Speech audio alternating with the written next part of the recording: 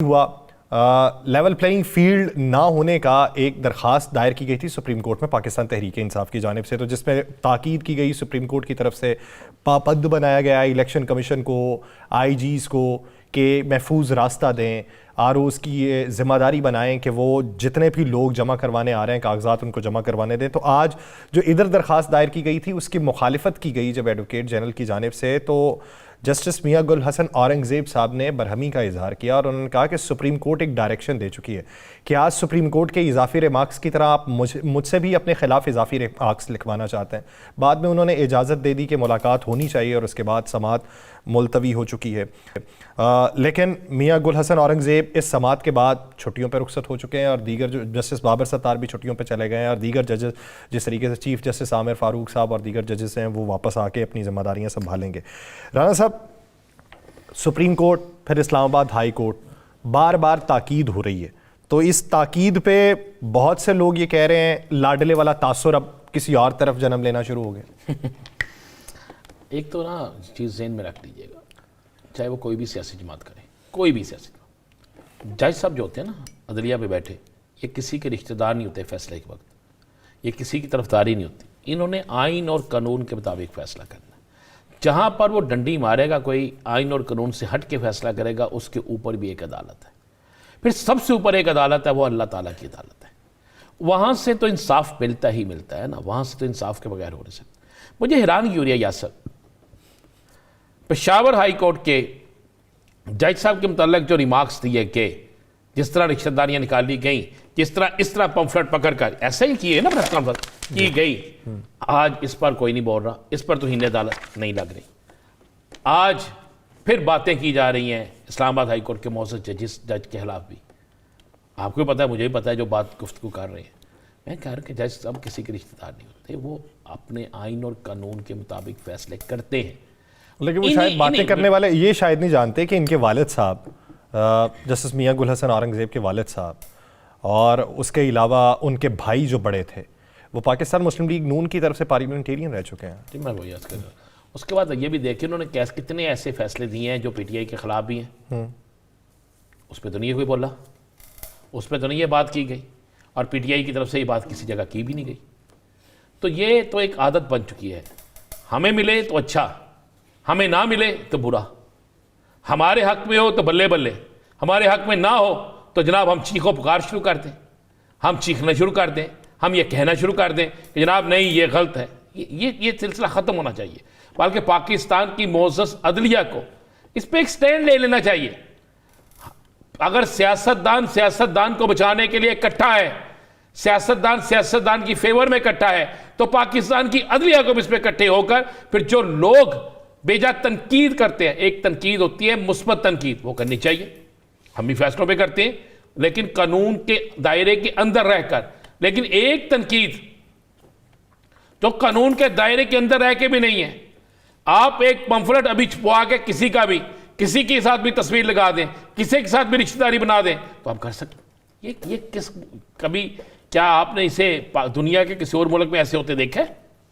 इसलिए नहीं कि शायद हमारे यहाँ पे सजा नहीं मिलती। हैरत अंगेज़ बात यह है, ये जजेस पेशावर हाई कोर्ट के चीफ जस्टिस के बारे में एएनपी के सूबे के सरबराह ने जिस तरीके से बात की, तमहीद ये बांधी कि हम जमहूरियत के मानने वाले हैं, उसी के दायरा कार में रहेंगे। नहीं, इस पर तो मैं समझता हूँ कि सुप्रीम कोर्ट को एक्शन लेना होगा। जस्टिस काजी फायद ईसा साहब बड़े डेड होनेस्ट आदमी है, उनको इस पर एक्शन लेना चाहिए। इस पर हर उस जज साहब को बोलना चाहिए।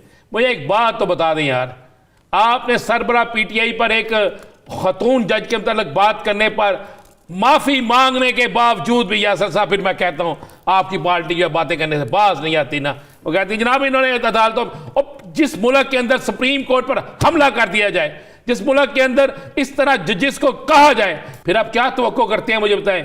अगर सुप्रीम कोर्ट पर हमला के असल मुलजमों को सजा मिली होती, अगर इसी तरह मैं कह रहा हूं चाहे 9 मई के हमलावर हो उनको सख्त सजा मिलनी चाहिए, इसी तरह अदालतों के ऊपर हमलावरों को सख्त सजा मिलनी चाहिए। अदारे बहुत अहम है, अदारे बहुत मोतबर है, लेकिन क्या करें, जिस पे बस चलता है उसको पकड़ लें, जिस पे बस नहीं चलता नहीं पकड़ते।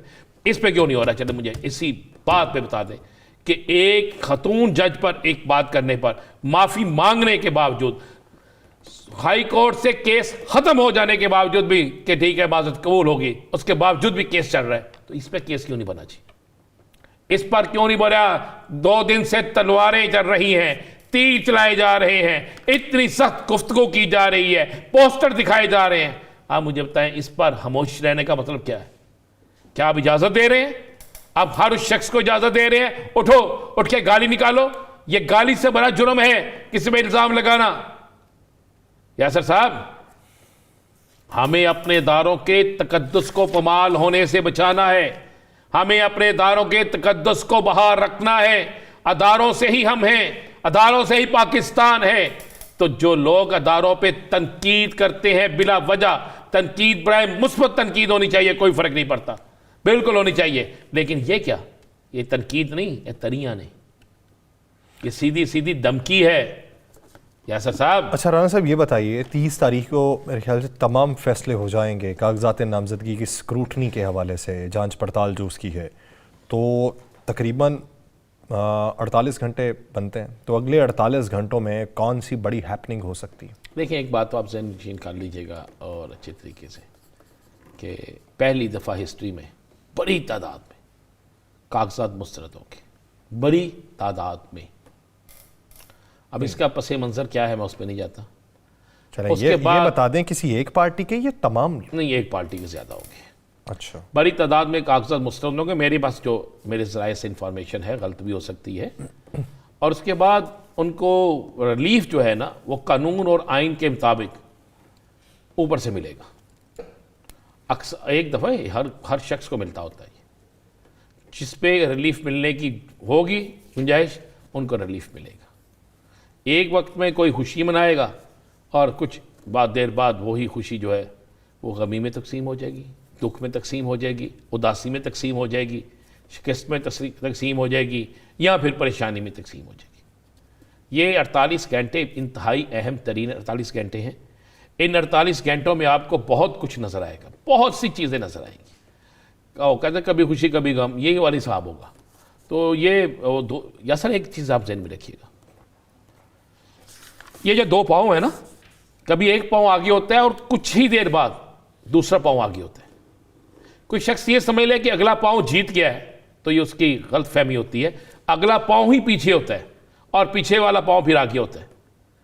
हाँ, एक ही सूरत में अगला पाँव जीतता है कि आप अगला पाँव एक जगह रख के खड़े हो जाएं और पिछला पाँव पीछे रखें, आप हिले ना, स्टॉप हो जाए, तो फिर आप कह सकते हैं अगला पाँव जीत गया। ये सफर जारी, लेकिन ये सफर ऐसा है ना यासर साहब, अगला पाँव पीछे पिछला पाँव आगे, ये होता रहता है।